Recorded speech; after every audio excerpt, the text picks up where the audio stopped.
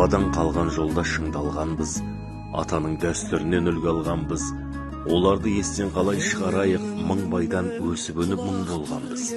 Мың бай ата халықтың адам еді, әулет тұрмақ ауылға адал еді.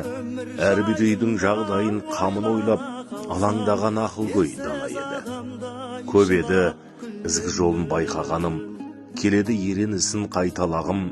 Жақсының аты өлмейді деген сөзді соған қарап сеніммен айталамын. Әжеміз тұтас елдің анасы еді, ел үшін тату болған данасы еді.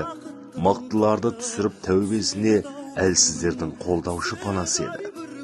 Тектілік, тегі мықты ұл қалдырды, ибалы, инабатты қыз қалдырды. Мырқы, аббоз, ұзақбай аталарым артына өлмейтұғын із қалдырды. Көрсетіп ағайынға адал үлгі, өсіріп ақылды қыз саналы ұлды. Тәжекен әже менен Назгүл әже әулеттің берекесі бола білді. Бермес ешкімге тіршілік баға, татылмас тағдыр бір шабаққа да. Ана өмірге апаратының Құдайға қылған құлшылық қана.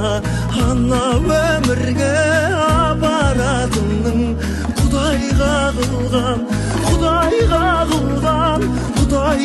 қылған құлшылық қана.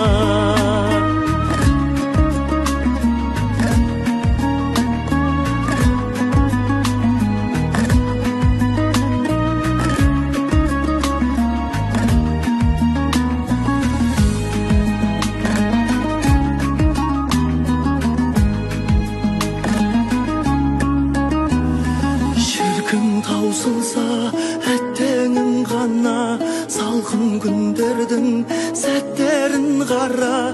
Жалғаннан жалғыз алатын еншің, бір-екі метр ақ кебін ғана. Әкеміз байұзақты еске аламыз, мәңгі өшпестей сағыныш бар көңілде. Жұбайы мен шеттей бес баласын қалдырып кете барды арғы өмірге.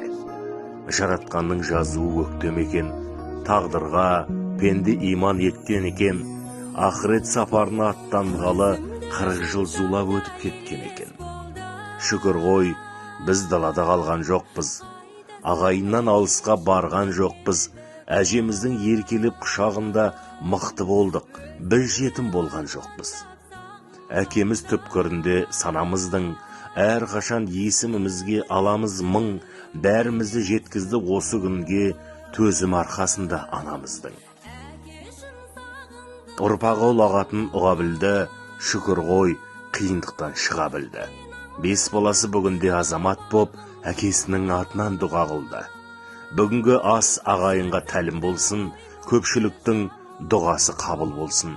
Бір Алла әкемізге панасын ап, жәннаттың бақшасынан орын берсін.